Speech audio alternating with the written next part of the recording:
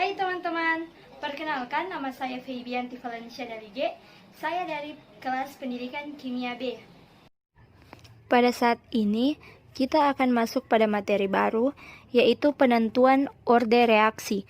Dengan tujuan pembelajaran pada saat ini, siswa diharapkan mampu menentukan orde reaksi berdasarkan data percobaan laju reaksi. Sebelum kita lebih lanjut melangkah pada orde reaksi, sebaiknya kita perlu mengetahui apa itu laju reaksi. Pengertian laju reaksi sebenarnya sama dengan laju pada kendaraan yang sedang berjalan. Sekarang kita lihat ilustrasinya. Seorang yang mengendarai sepeda motor sejauh 100 km membutuhkan waktu 2 jam. Hal itu berarti orang tersebut mengendarai sepeda motornya dengan kecepatan 50 km per jam. Pernyataan tersebut juga dapat diartikan bahwa orang tersebut mengendarai sepeda motornya selama 1 jam, jarak yang harus ditempuh berkurang sejauh 50 km. Cara menghitung kecepatan ini menghasilkan kecepatan rata-rata karena selama mengendarai kendaraan tersebut, mulai dari dia berangkat sampai tiba di tujuan, tidak selalu dengan laju 50 km, tetapi kadang-kadang orang tersebut berhenti atau kendaraannya dipercepat atau diperlambat. Kecepatan suatu reaksi bergantung pada konsentrasi pereaksinya. Semakin tinggi konsentrasi, semakin cepat reaksi itu terjadi. Untuk ukuran jumlah zat dalam reaksi kimia dinyatakan sebagai konsentrasi molar. Nah, adik-adik, masih ingatkah apa itu molar?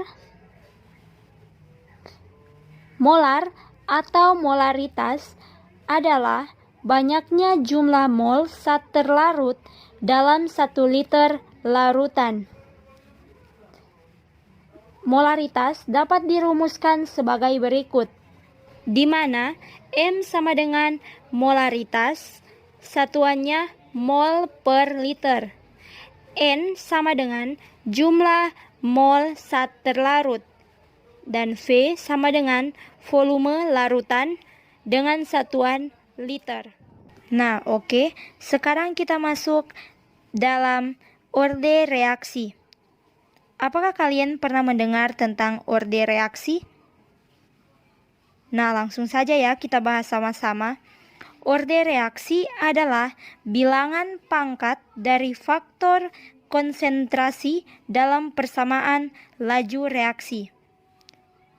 Orde reaksi juga bisa dikatakan sebagai pengaruh konsentrasi pereaksi terhadap laju reaksi.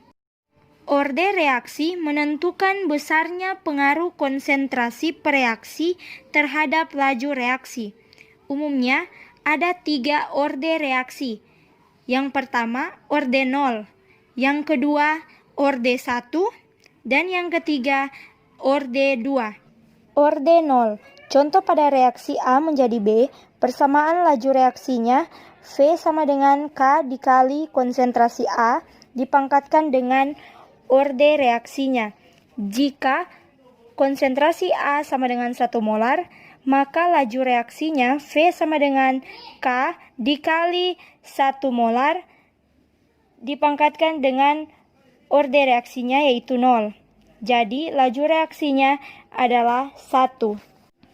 Jika konsentrasi A dinaikkan menjadi 2 molar, maka V atau laju reaksinya sama dengan K dikali konsentrasi A dipangkatkan dengan orde reaksinya yaitu 0, menghasilkan laju reaksi V sama dengan K dikali 2 molar dipangkatkan 0, laju reaksinya adalah 1. Dengan demikian, dapat disimpulkan suatu reaksi dikatakan mempunyai orde 0 jika kenaikan konsentrasi pereaksi tidak mempengaruhi besarnya laju reaksi.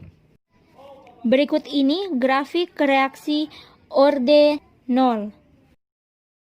Selanjutnya, orde 1 pada reaksi A menjadi B, laju reaksinya V sama dengan K dikali konsentrasi A dipangkatkan dengan orde reaksinya yaitu 1. Jika konsentrasi A sama dengan 1 molar, V sama dengan K dikali konsentrasi A yaitu 1 molar dipangkatkan dengan orde reaksinya yaitu 1. Jadi laju reaksinya sama dengan 1. Jika konsentrasi A dinaikkan 2 molar, maka V atau laju reaksinya sama dengan K dikali konsentrasi A yaitu 2 molar dipangkatkan dengan orde reaksi yaitu 1. Jadi laju reaksinya adalah 2.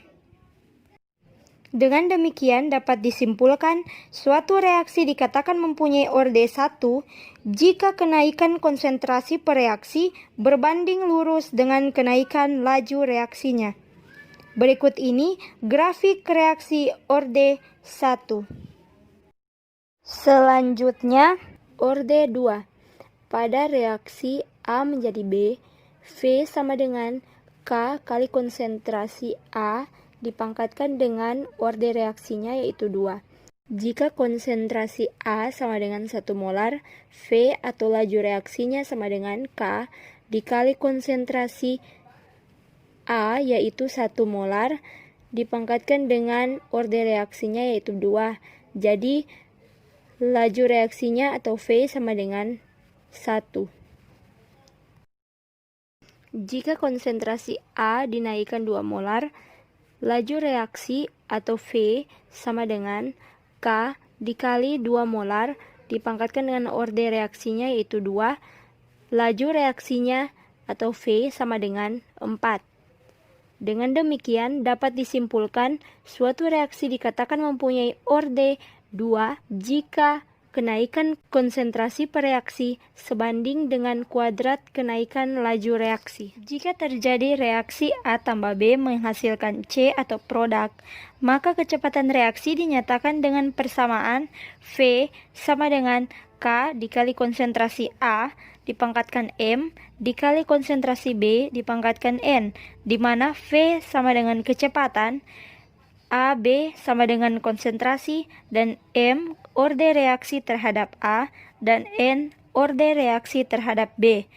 Jumlah M tambah N sama dengan jumlah orde reaksi keseluruhan. Untuk memperjelas materi, di sini ada contoh soal. Dari reaksi 2A tambah B menghasilkan C atau produk, ini dia data-datanya. Lihat ya adik-adik. Nah, dari data tersebut tentukan orde reaksi total. Nah, adik-adik kita jawab sama-sama ya. Saat kita menghitung orde reaksi terhadap A, kita pakai konsentrasi B-nya yang konstan. Begitu juga saat kita menghitung orde reaksi terhadap B, kita pakai konsentrasi A-nya yang konstan. Jadi, untuk orde reaksi terhadap A adalah 0,1 per 0,2. Itu data pertama dan data kedua. Dipangkatkan dengan M. M tadi kan sudah dijelaskan. Orde reaksi terhadap A sama dengan 100 per 50.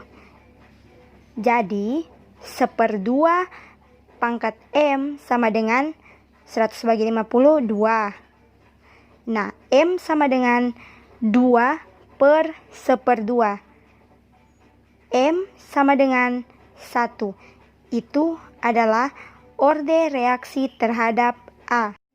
Untuk orde reaksi terhadap B sama dengan 0,1 per 0,2, yaitu data kedua per data ketiga dipangkatkan dengan N. N itu adalah orde reaksi terhadap B. Sama dengan 50 per 25. Nah, 1/2 dipangkatkan N sama dengan 2, yaitu dari 50 per 25. Jadi kita carikan N, orde reaksi terhadap B.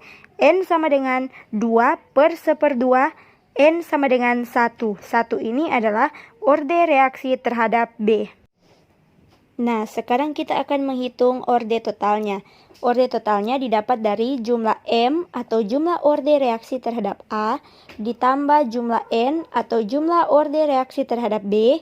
Nah, di sini tadi kita sudah dapat jumlah M-nya 1, jumlah N-nya 1, ditambahkan hasilnya adalah 2. Jadi orde totalnya adalah 2. Oke teman-teman, sekian dulu pembelajaran hari ini.